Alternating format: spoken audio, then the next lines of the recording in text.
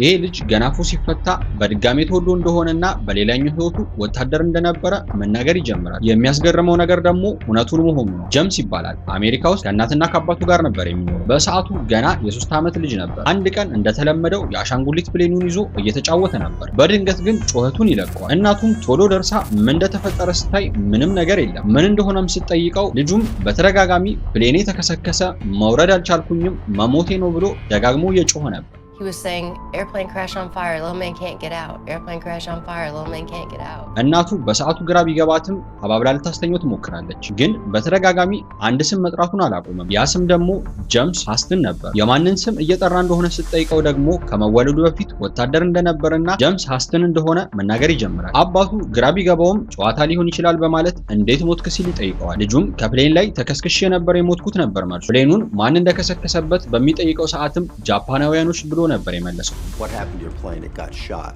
Well, who shot your plane?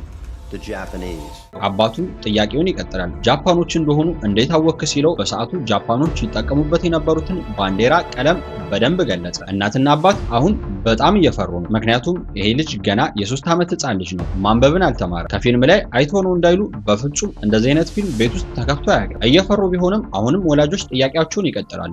አንተ ከየት ተነስተ ነበር መብረር የጀመርክ ሲል ይጠይቀዋል። ልጅም ከመርከብ ላይ ተነስቼ ነበር የበረርኩት ይለዋል። የመርከቡን ስም ካስታወስከው ሲል ይጠይቀዋል። ልጁም እንደማመንታት እያለ ናቶሚ ይባላል ሲል መለሰለት። አባት ጊዜ አላጠፋም። ወዲያውኑም ጎግል ላይ የተባለውን የመርከብ ስም ሰርች ያደረገ። የሚያስደነግጠው ነገር ግን በ1960 ናቶሚ የሚባል የአሜሪካ ወታደራዊ መርከብ ነበር። አሁን ፍርሃታቸው ከመጠን በላይ እየጨመረ ነው። ለማን ምን ብለው እንደሚያስረዱም ግራ ገብቷቸዋል። ቢሆንም ግን ልጅ መመለሱም አባት መጠየቁን አላቆመም። ሲያበር የነበረው የጀት አይነት፣ ቀለም፣ ፍጥነት፣ ዓመተ ምሕረቱንም በግልጽ ይጠቅስ። እናትና አባት የሰሙትን ማመን እያቃታቸው በርካታ ሪሰርቾችን መስራት ይጀምራል። የሚያስደነግጠው ነገር ደግሞ ጀምስ ሄስተን የተባለ የአሜሪካ የጦር ፓይለት ልጁ የገለጸውን የፕሌን አይነት እያበረረ በጃፓኖች ተመቶ ተከስክሶ እንደወደቀ መረጃን ያገኛል። በመቀጠልም ቤተሰቦቹ ሞት የተባለውን ግለሰብ ቤተሰቦች ማፈላለግ ይጀምራል።